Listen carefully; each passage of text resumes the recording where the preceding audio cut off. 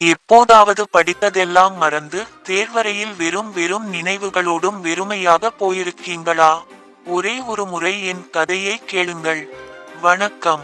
நான் உங்கள் ஸ்கெலட்டன். வெளியிலே எலும்புகள் தான் தெரிகின்றன.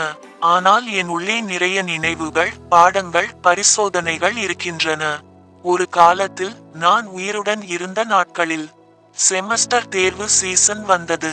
ராத்திரிகள் முழுக்க காபி கப்புகளுடன் புத்தகங்களிலிருந்த ஒவ்வொரு வரியையும் வாயில் போட்ட மாதிரி படிச்சேன்.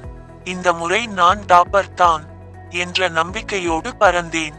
தேர்வறைக்குள் காலடி வைத்தேன். 10 வினாடிகளில் கேள்வி பேப்பரை திறந்தவுடன் மூளை வெறுமை.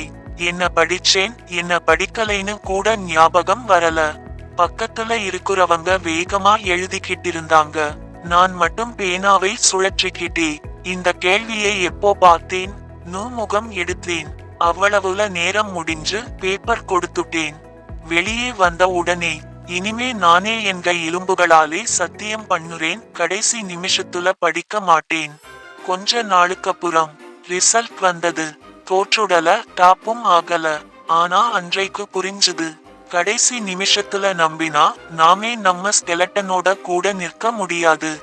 நீங்களும் எப்போதாவது இப்படி லாஸ்ட் மினிட்ல படிச்சு தேர்வுல பிளாங்க் ஆயிருக்கீங்களா? அப்படின்னா எனக்கு உங்கள் வலி புரியும். தவறுகள் நடக்கலாம், பரவாயில்லை. ஆனா அந்த தவறிலிருந்து பாடம் கற்றுக்கிறது தான் உண்மையான வெற்றி. இன்னும் இப்படியான ஸ்கெலட்டன் கதைகள் கேட்கணும்னா லைக் பண்ணுங்க, சப்ஸ்கிரைப் பண்ணுங்க. இல்லனா உங்கள் அடுத்த தேர்வறையில் நான் உங்கள் பின் இருக்கிற சீட்டுல உட்கார்ந்திருப்பேன். ஓ, ஒரு விஷயம் மறந்துட்டேன். எனக்கு ஆன்சர் ஷீட் தேவையில்லை. ஏனென்றால் எனக்கு கைங்களே இல்லையே. உங்கள் ஸ்கெலட்டன் பிலாசபர்.